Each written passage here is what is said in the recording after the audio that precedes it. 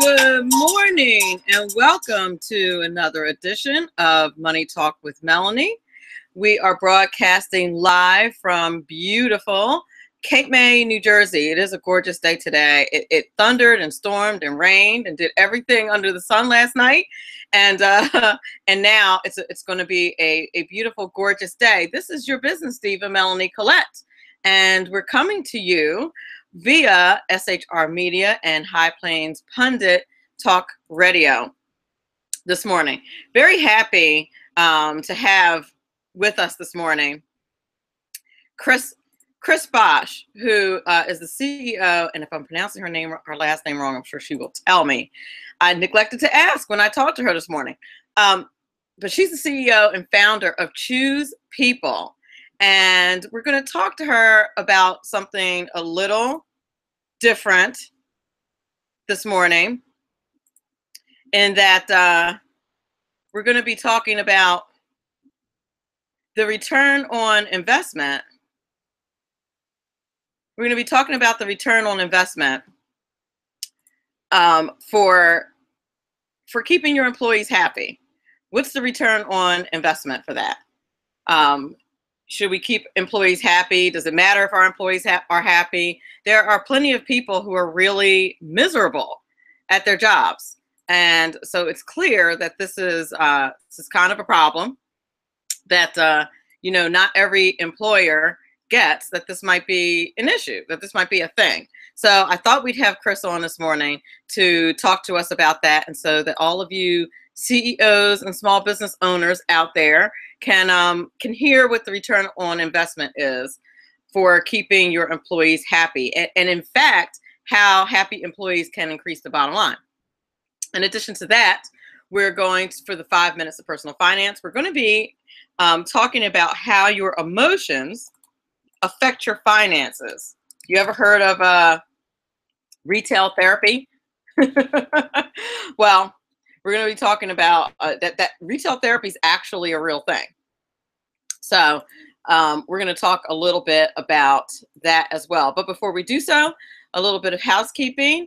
If you would like to know in advance who is going to be on Money Talk with Melanie, you may do so by following me on Twitter at Money Talk Mel, or you can also like my Facebook page, Money Talk with Melanie. Is the handle, and we just reached 400 likes. Very happy to be informed by Facebook that we just reached 400 likes on my Facebook page. So that's a pretty cool thing. Also, if you would like to join my esteemed list of guests on a show, you can do so by giving me a phone call. If you call me, leave me a message. I actually get it via text. But if you leave me a message, we can talk about your book. We can talk about an innovation that you've had, a theory of the workplace that you're an expert in. I like to talk to experts, CEOs, politicos, small business owners, mostly entrepreneurs, all things economics and personal finance. If you would like to be on the show, give me a call. The number is 937-756-6639. So now, without further ado, what else do we have to talk about? Well, there's Money Talk news. What is in the news? What's going on with the news today? Well, Senate Republicans have a new health care bill. Supposedly they have a new health care bill, but as per usual, they can't seem to agree with what's going on with that health care bill. They still don't have enough votes, which really doesn't make anyone who's a Republican, and probably doesn't make any of us really happy. Doesn't make me happy, but that they can't seem to grip on this, which, listen, the Obama administration did a really smart thing with the health care bill, which was offering states expanded Medicare so that they could take care of more people, which of course makes those governors more popular. And you can follow the bouncing ball on that. So, the conflict that, and the challenge that Congress has at this point is, okay, You have some of the states, and it was optional. Some states could take the healthcare expansion. Some states could decline. Like, for example, Ohio took the healthcare expansion, whereas Florida, I believe, did not. So, you know, you have some states that are and consequently, their legislators that are perfectly fine with doing away with the healthcare expansion. But you have others who obviously are not, because that's going to take, millions of dollars out of their budget. So that's the conflict. And of course, the governors are leaning on the legislators to do whatever it is that they want done. So that's the issue that we have going on now. Listen, they're in a tough spot. The healthcare bill was definitely designed so that even if people wanted it to go away, it would be very hard to make it go away. That was by design. So this is what we're left with as a result, as a consequence. This is what we have. So they're going to be working into August is my prediction. And I don't think that's too far off. That they're going to be working. They're going to be working in August on this, and they had better come up with something. I mean, that's the bottom line. They had better come up with something, because Obamacare is failing from a national perspective. So they need to fix this, and they need to do it toot sweet. And I'm not even going to. I've complained already, like, way too many times about the fact that we didn't have anything ready to go on day one of Donald Trump's presidency. We should have. Something should have been ready, but we didn't. So there it is. So depressing. It really, honestly is. It's ridiculous. So that's the first major item that's in the news. Let's talk about some other stuff. Google was about to get a $1.3 billion tax bill from Paris, but they didn't, because the court ruled that Google had no taxable presence in France. So how about that? Google does it again. And listen, for all the bad things, quote unquote bad things that Google does, which it's questionable whether or not they can be referred to as bad things per se. They do what's allowed by the free market to be most successful. And I can't really hate on them for that. Some of the things that people don't like about Google, I honestly don't mind. I think it makes my life more convenient. Maybe that's just the lazy computer person in me. But they dodge another bullet. They have no tax obligations in France, so good for Google for that. Also, there's according to oh gosh, I want to make sure that I have the right source here. Okay, according to LinkedIn's latest workforce report, and if you don't belong to LinkedIn and you're a professional, you're missing out. LinkedIn is just a wealth of information, and also just fantastic context. FYI, those of you, I hate to sound sexist here, but I'm noticing more and more women, so just a side note, on LinkedIn whose profile pics look more like glamour shots.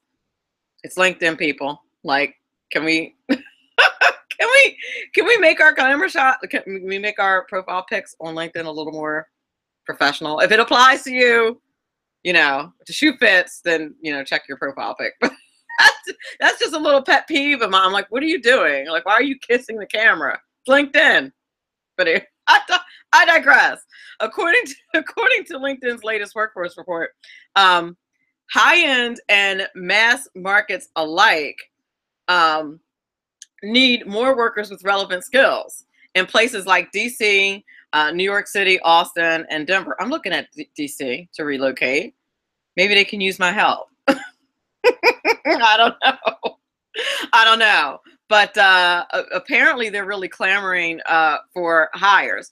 And part of the reason, listen, I know a lot of people who live in DC, for example, and it's expensive to live there. You can't work a regular retail job and live in DC without having like 45 roommates. I'm just saying. So they gotta do something. Maybe they should raise the minimum wage to $20. I'm totally kidding.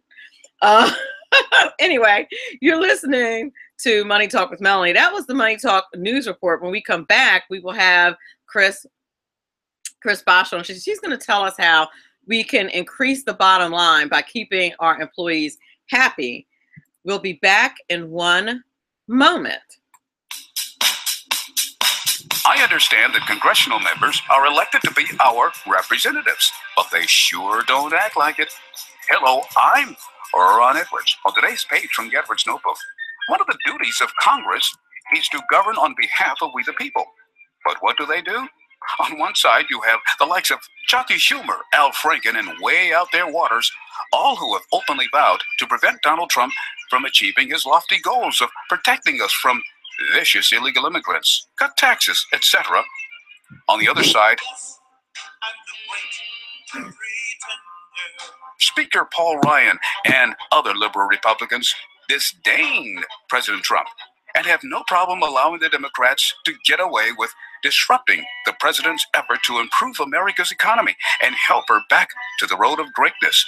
Many, if not all, of the congressmen and women campaigned on the promise to repeal and replace Obamacare, but rather than do what they promised, they would rather help prevent the Trump administration from successfully restoring American greatness. To put it bluntly, their personal hatred of President Trump is more important to many in Congress than fulfilling their promise to we the people. They must get out of there. I'm Ron Edwards. Sponsored by the Tri-County Liberty Coalition. Who likes paying taxes? Nobody. That's why Eva Rosenberg from TaxMama.com wants you to pay less of them. Read Small Business Taxes Made Easy and learn how to set up a business plan that minimizes taxes, the tax benefits of different forms of financing, spot and fix errors in the 1099s, legally increase your deductible expenses with better record-keeping techniques. Don't let the IRS squeeze you out of every penny. Start deducting today. Visit TaxMama.com. TaxMama.com. That's TaxMama with one M.com.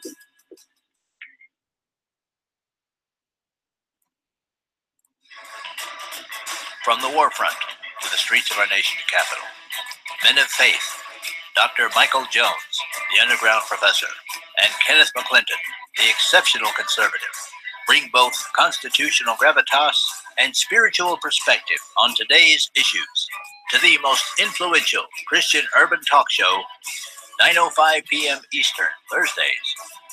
It's a new day on New Day, Black and Red.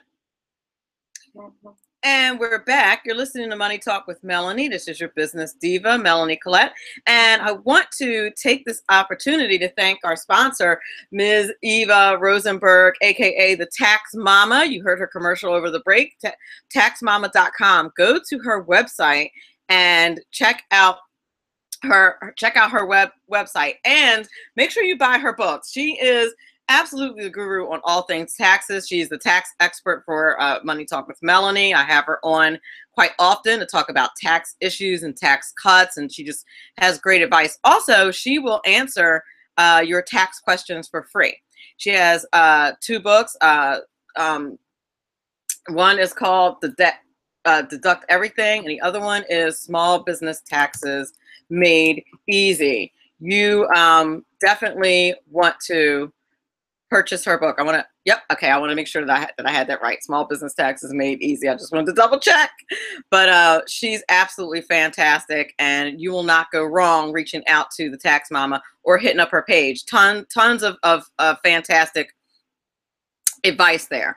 And she's great. Whenever I have her on a show, she just offers so much to the listeners. Also, you heard Ron Edwards' notebook commentary during the break, and I want to make sure that you check out the Ron Edwards Experience talk show, which airs at 6 p.m. Eastern Standard Time and 3 p.m. Pacific Time on SHR Media. That's on Monday, Tuesday, Thursday, and Friday. So without further ado, I want to tell you a little bit about our guest today. I'm hoping I'm pronouncing her last name correctly. She'll correct me if I'm pronouncing her last name wrong. I neglected to ask her when we spoke earlier. But Kris Boesch, I'm sure I'm doing it wrong, is the CEO and founder of Choose People, which is a company that transforms company cultures, increases employee happiness, and boosts the bottom line. The Choose People 360 culture audit is based on over 1,000 hours of research she's conducted with the Industrial Organizational Psychology Department at Colorado State University. Kris is also the acclaimed author of Culture Works, How to Create Happiness in the Workplace. And prior to Choose People, she was CEO of Exodus Moving and Storage. Under her leadership, Exodus became the largest mover in North Colorado with a turnover rate of nearly 40% lower than the industry average, at a bottom line at twice that same average. So Kris is also a proud mother, dancing diva, and dog lover. So I'm very excited to introduce her to Money Talk with Melanie this morning. How are you, Kris? I'm doing good. Thanks for having me, Melanie. And apologies on that last name. It's a tough duck. And it's just pronounced Bash, right? Bash. It's got this extra O, this extra C. It's all sorts of trouble. But yeah, it's just Bash. So thanks for having me. Oh, thank you so much. Thank you so much for being on the show this morning. I apologize. I meant to ask you when I talked to you earlier. I usually check that as well, and I didn't. No worries whatsoever. Well, is there anything you'd like to add to your bio that I didn't mention in the opening there? No, I mean, you really got it. I think the thing that's important for people to know is that, yes, I have the research back that I do, but I also have the in the trenches experience with the moving company. And it's really important when I'm sharing with people, like I've worked from organizations over the last 7 years from all different walks, from retail to manufacturing to engineering. But I think that's just helpful to know, like, hey, I'm not just coming from an academic background. And really the research that I didn't do, but I did with the Industrial Organizational Psychology Department. But then that I ran a company, right? And we had success with turning the culture around, and it deeply affected our bottom line. So in other words, you want people to know that you're not just talking, you've actually done it. In other words, like you got it. You've done some real. There's a lot to be said for that. Hey now. Yeah. There sure is. Mm-hmm. There absolutely is, and I think that's an important point. So when I talked to you this morning, I was talking about how it's a little different topic, which I love to talk about the personality aspects, the spiritual aspects of success in business. And I consider happy people to kind of, in a way, to be a spiritual aspect. You don't read about that in business textbooks, right? Right. I didn't have the. It's like and it's funny because you have to be cautious, around talking spiritual. So I tend to talk about, the emotional health of your organization, because it really is like when I walk through the front doors of your organization, what's the energy force field that I'm walking into, right? Is it one where it feels a little bit dreary, no one really makes eye contact, there's kind of a meh way of being, kind of like the DMV? If you think about the last time you walked into, especially old school, I want to acknowledge DMV's got better, but old school DMV, you would just walk in and it'd be kind of soul sucking, as compared to, you walk into, and not that your company has to be like Disney, but like when you walk through the doors of Disney, right, there's just, right, like you're like 5 years old and so excited you hardly know what to do with yourself. And so there is just like, what's that energy force field or that emotional health when I walk into the front doors of your organization? Because that's the air your team is breathing while running your marathon. I love that. Yeah. And Melanie, I think one of the things I want to express that I think is really important, I talk about happiness in the workplace, and there really is this level of joy that you're trying to get to. And one of the things I like to speak to is some people are like, Kris, like my people like do that. Like, one, I can't make anyone happy. That's number one. And number two, like, is it really that important? And the first piece is like, no, absolutely, you cannot make anyone happy, and that's not your responsibility. However, if you are running a business, it is your responsibility to create an empowering context within which people can be happy. And you want that not only because you care about your people, but again, there is this financial aspect that there's a huge return on investment to happy employees. And so they've actually, so if you had, and I actually got the entire breakdown and all the research that backs this up on my website. If you go to the return on investment of happy employees on my website, choosepeople.com, you can download the document that has the calculations and the research. And so if you have, let's say, a $40,000 a year annual salaried employee, and that employee is unhappy, they're going to cost you at least $39,000 a year additional to their salary to your bottom line, and that's conservative. If that same employee is happy, they will contribute about $21,000 to your bottom line, more than someone who's just kind of like average, like meh. And so that's a $60,000 difference, or a 1.5 multiple of their salary. And a lot of those numbers, a lot of that calculation comes from the obvious things like turnover, which again is calculated very conservatively. A lot of HR people will tell you, oh, it's 1 to 4 times their salary. And we said, well, what if it was just half, right? Like, what if it was just half of someone's salary? And then you also include things like, attendance and productivity. They've shown, of course, when people are happier, they're more productive. But Melanie, the number that was most interesting to me was that they have shown that employees who are happy make 26% fewer mistakes than employees who are unhappy. And I would suggest it's not because the people who are unhappy are like out to get you or out to hurt you, but honestly, they just care less. So they put less attention to the details. And we all know the devil's in the details, right? I mean, that can make or break the wow experience for the client. So it's just really, it's one of those things where the happy piece really is important. People think, oh, that's nice to have, or it's rainbows and butterflies. Who really needs all that? And it's like, no, actually, the emotional health is important. And you want emotions in your organization. You want people to bring their personal and their professional selves. You want them to bring, because it's not like we have this like feeling brain and thinking brain. They're not separated. And so to not have people bring their feelings to their thinking would be pretty problematic. So that's just, I could go on and on. So I'm absolutely, I'm sure that people are listening just like I am to what you're saying. And listen, the nerd in me is absolutely loving the fact that you have scientific data to back it up, because I'm all about that. I'm all about right? Yeah, I love data. Data opens the conversation. And of course, right, you want to see solid data, but yeah. Absolutely. But I think when, you see a headline like, oh, happiness is going to bring greater productivity, people tend to think like, that woo-woo, fuzzy kind of feeling, and not like there's hardcore data to back up what I'm saying. Right, and from a lot of different sources. I mean, I think that's the thing. It's not just from like one, right? It's not just one scientist or one university or one researcher. Like, right? Like, there's a lot of different sources, which again is all in that document.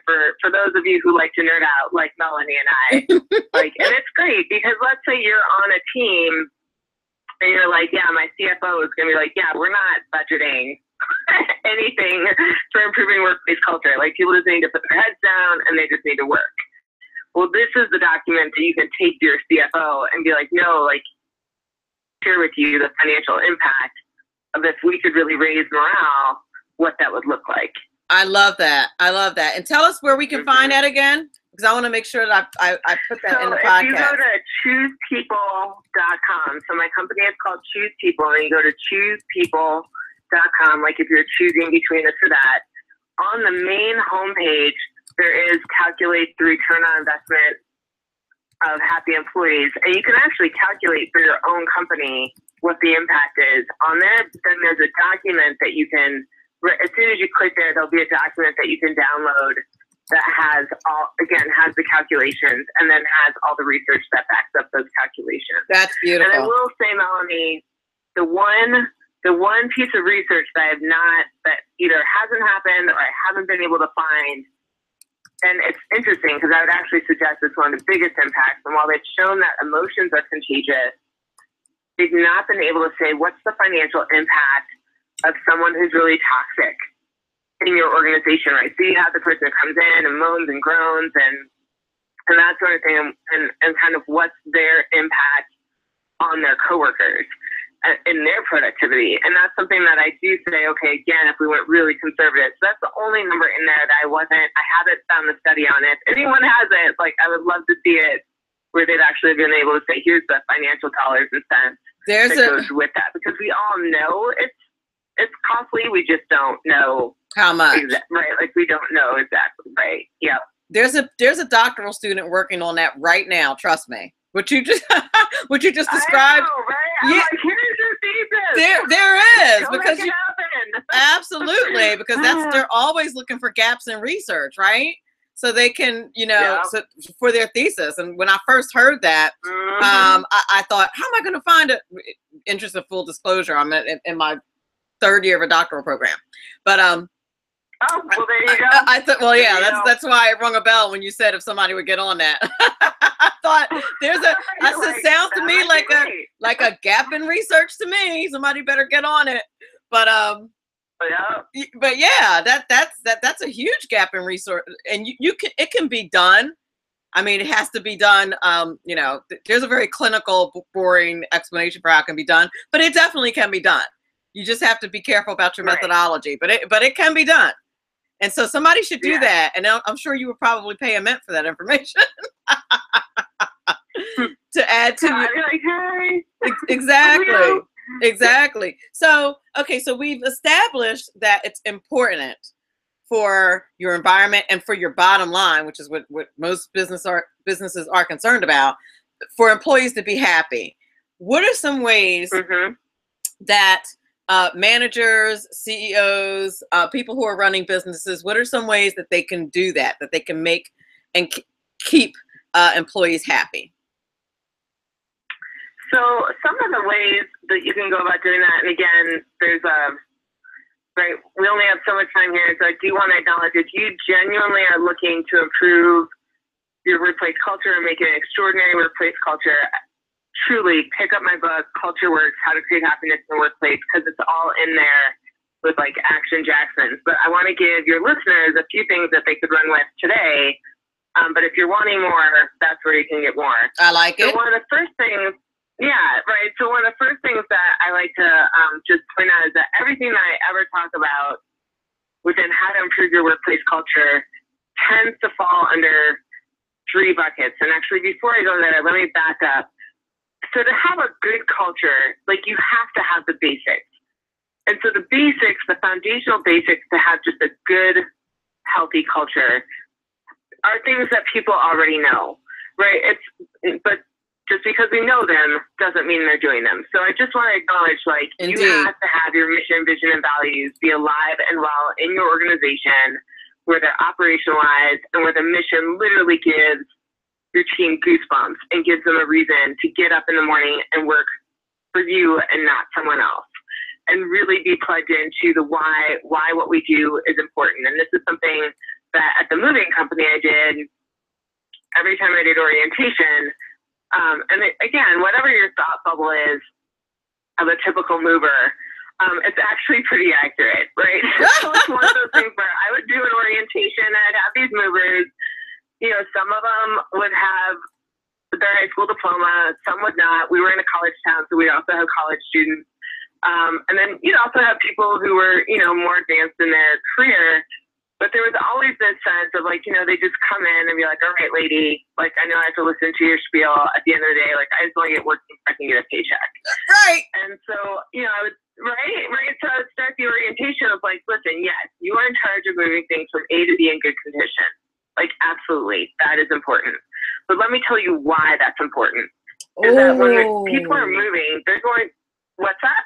I just when you just said that, I just audibly said, "Oh," because I know where you're. I know where you're about. The whole why piece, right? And Simon Sinek has an incredible TED talk on the why piece, and you can check this out. But I think it's this basic foundational piece that, again, we all know to like eat right and exercise, and yet it doesn't mean that we do it, right? And so, because I really want to ground this concept in case you're one of those organizations where you're like, oh, please, work and I, like, we know it, and it's really hard for us to make happen.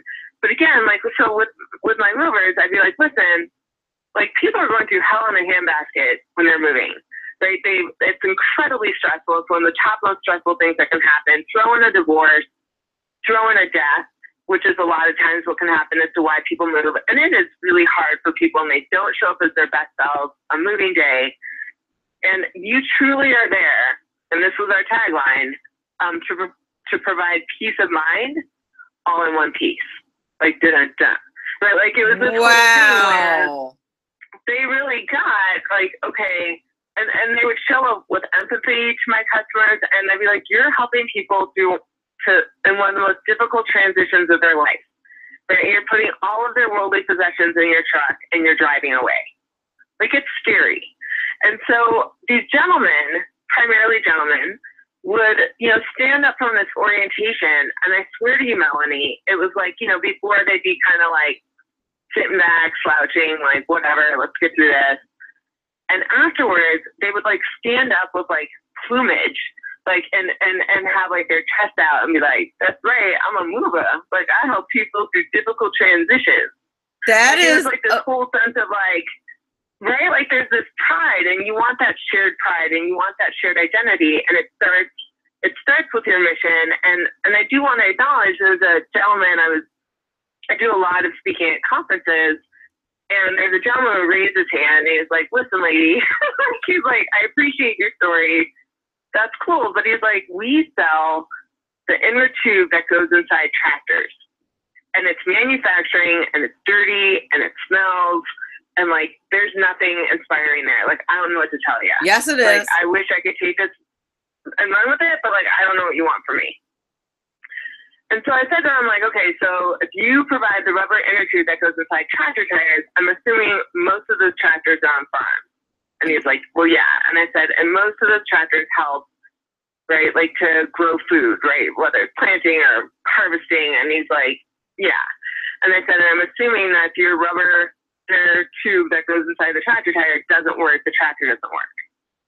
And he's like, well, yeah. And I said, so at the end of the day, like, you help nourish our nation. Right? Because without your inner tube, like, we can't get the food to feed people, to feed like our communities.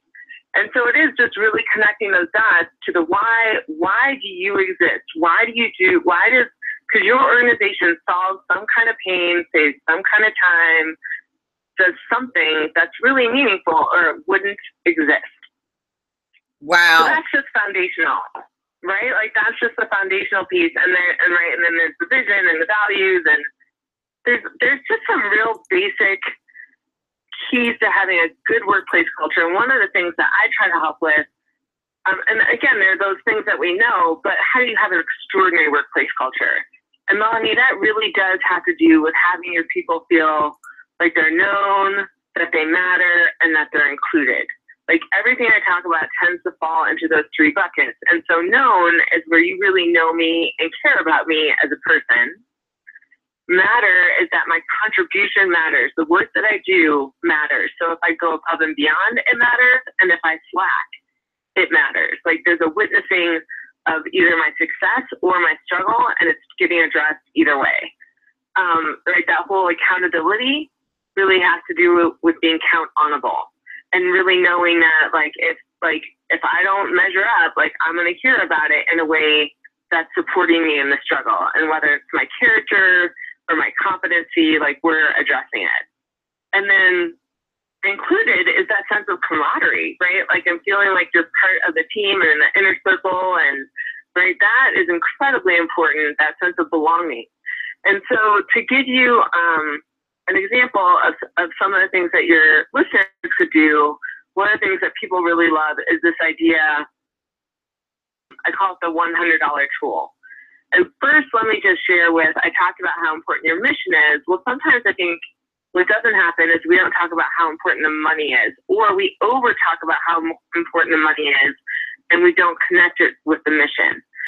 Absolutely. So, I don't want to cut you off. We're up against a break, and I want to make sure that yes, the thought on the other side of the break is complete and whole, and I don't want to cut you in the middle. So hold on to that thought, worries. okay, please, and tell us about that on the other side of the break. You're listening to Money Talk with Melanie. This is your business diva, Melanie Collette, and I have Kris Boesch on this morning. She's the CEO and founder of Choose People, giving us some just very insightful information on the importance of happy employees in the workplace, how it can increase your bottom line. We'll be back in a moment.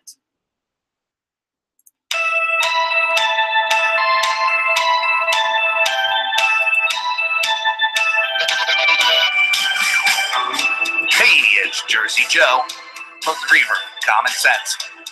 You can catch me every Wednesday night, 8 p.m. Eastern Standard Time on shrmedia.com. That's every Wednesday night, 8 p.m. Eastern Standard Time, shrmedia.com.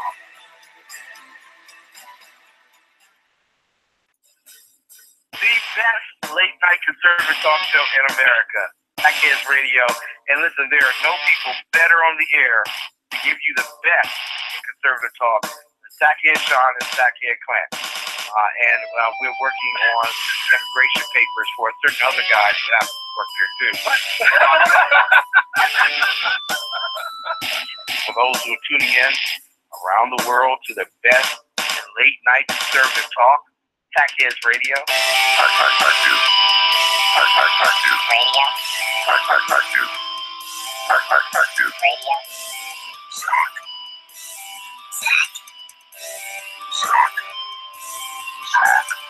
The best late night conservative talk show in America.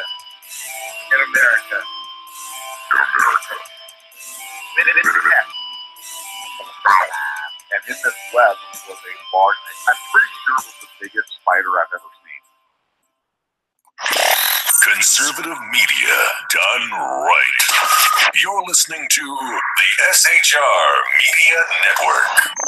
Hey, it's Sean from the Sackheads Radio Show. Also one of the owners here at the SHR Media Network. Are you opinionated? Have you ever wanted to do your own show? Have you ever heard somebody like the Sackheads and go, yeah, I could probably do that better? Well, now's your chance. Send me a 5-minute clip at sackheadsradio@gmail.com, and maybe you can be part of the SHR broadcasting team. sackheadsradio@gmail.com. Times are dark.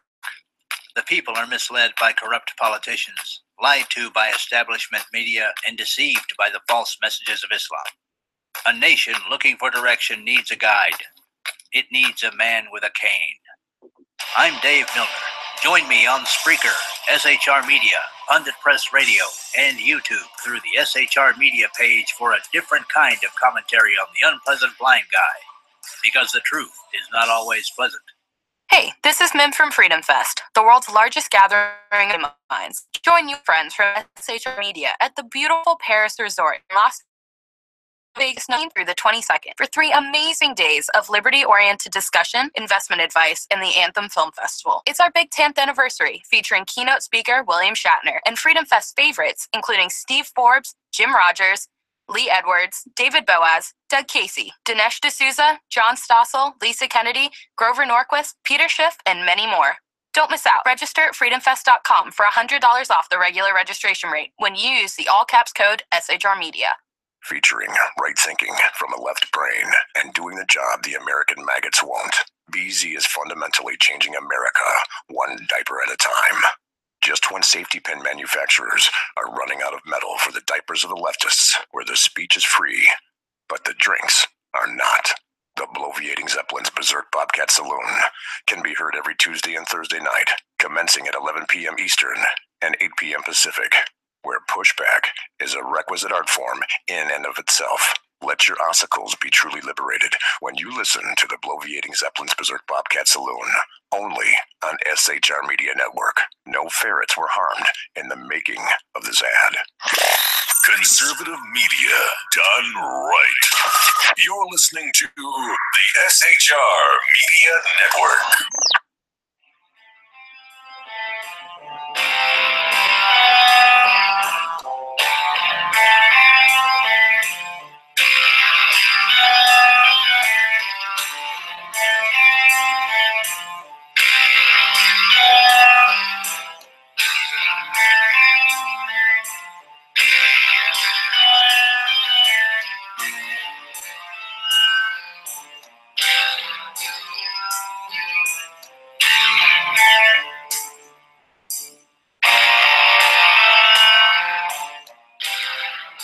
Okay, we're back. You're listening to Money Talk with Melanie. This is your business diva, Melanie Collette. And we're on with Kris Boesch, who is the CEO and founder of Choose People.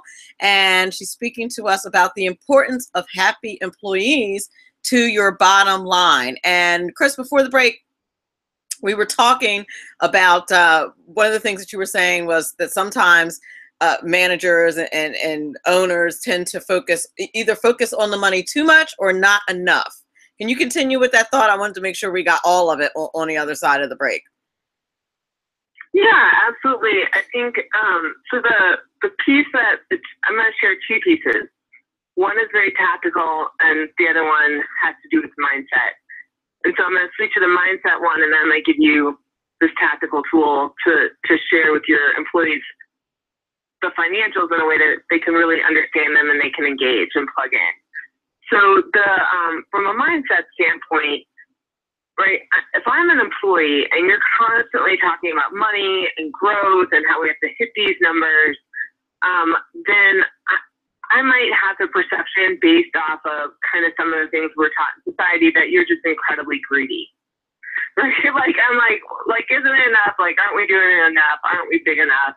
Right. And one of the things that doesn't get shared, right, is, well, but the more money we have, the bigger impact we can have, right? Because the more money we have, the more we can fulfill on our mission. The more we fulfill on our mission, the more money we have.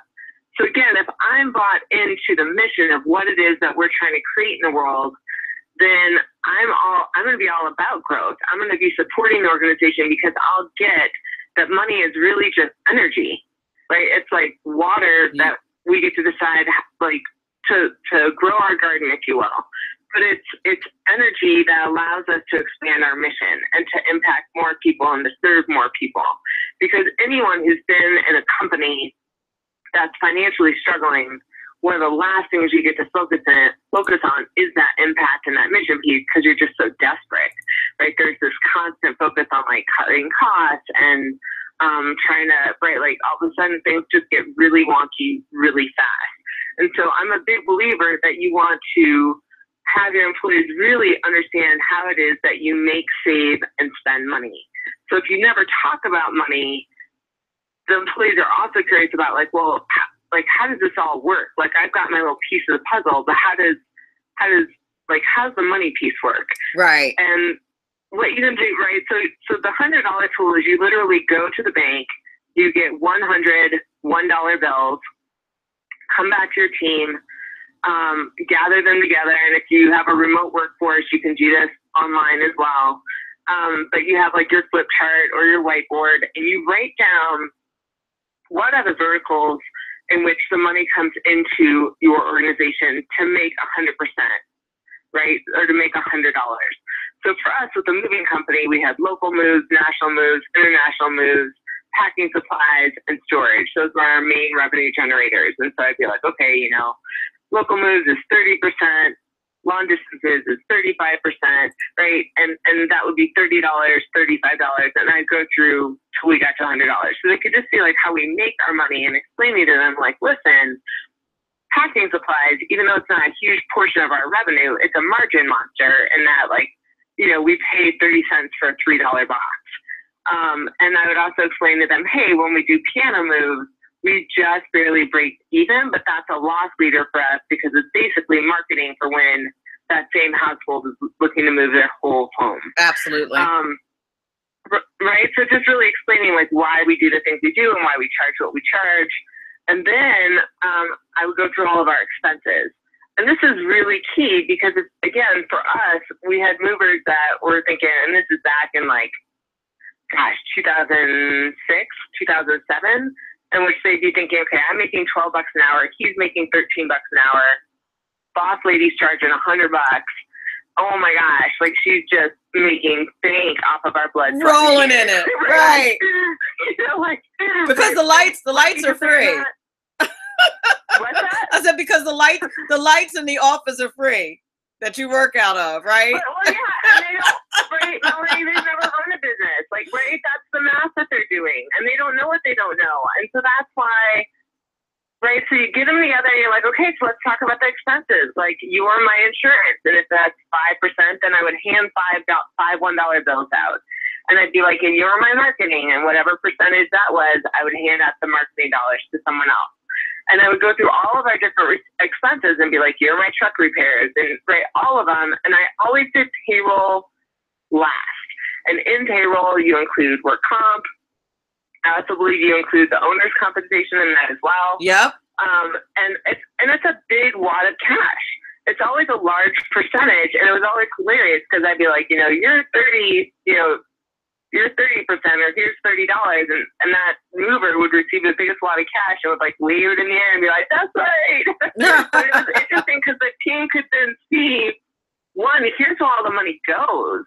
Here's all of our expenses. And we get a big chunk of the pie. And then I would say, and this is what we have left at the end of the day, like our profit. And that's if, right, that's if we don't screw up. Right. And that has to go to, if we have any debt to pay off, that has to go to if you guys want raises, if you want new uniforms, if you want new trucks, if we want to invest in a new software, if we want to hire people, like that's where that money comes from. And then I would share with them, like, here's the numbers of all these things on this list. Here's what you can impact, right? Here's what you can make a difference within. And here's things that you can't, right? That you don't really have much control over. Right. So they would have that clarity. And I swear to you, Melanie, every single time I would do this presentation once a year to my team. And every single year I would get a mover who would come up to me afterward and be like, hey, boss lady, like I've got an idea on how we can make more on the insurance. And I'm going to ask customers because one, it helps them if something goes wrong. But then two, since that's a huge revenue or a huge margin area for us, right? Like they would all of a sudden start coming up with solutions and ideas on how to make us more money because they were included. And then I'd have another mover be like, oh yeah, like I left a moving blanket. That cost us $12. And like, not that I've ever done that before, but I went back and I got it. Right.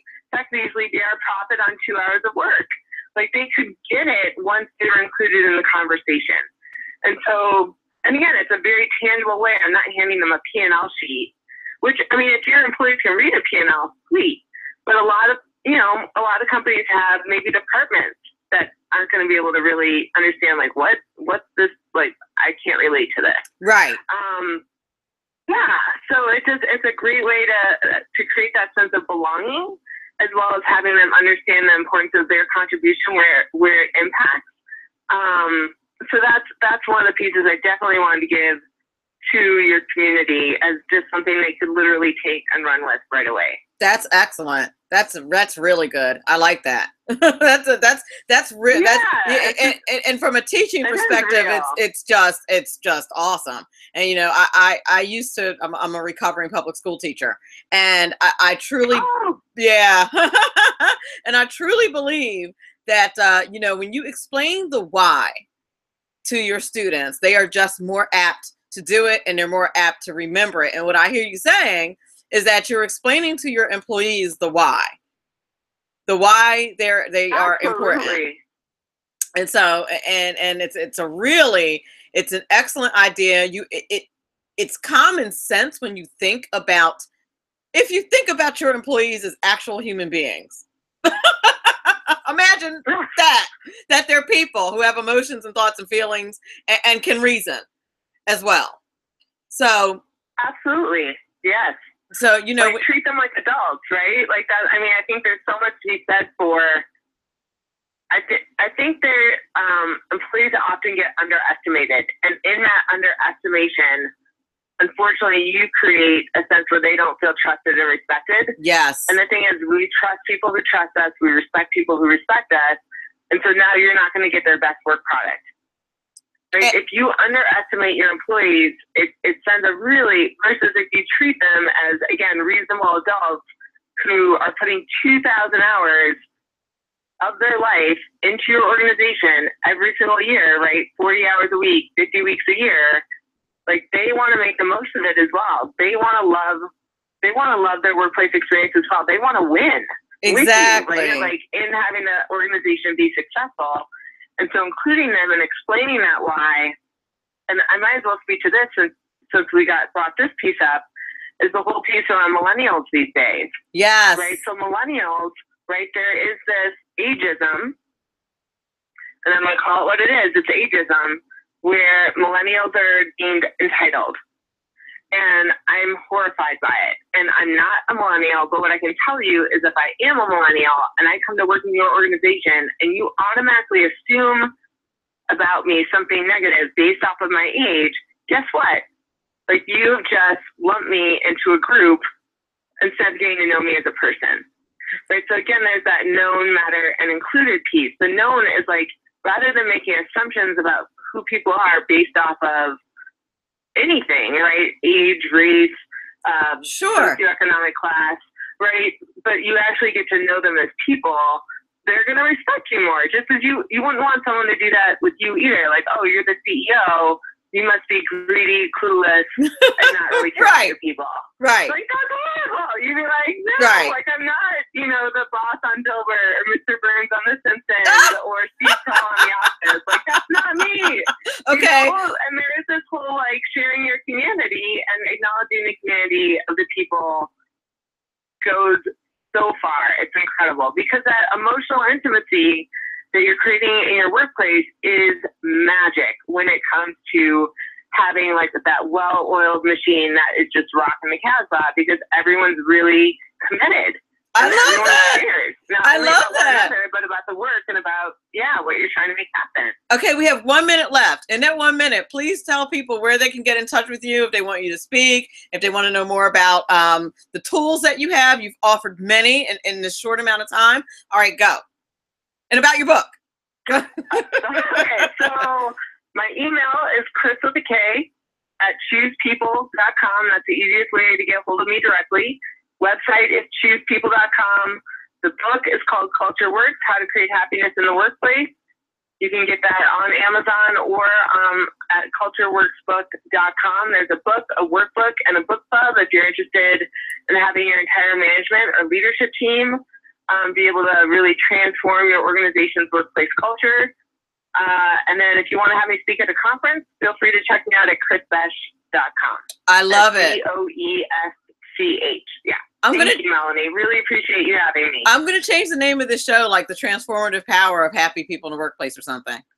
I think that just does it much more justice. Melanie, and for your listeners, sign up for our free weekly culture tip. That's another great resource for you.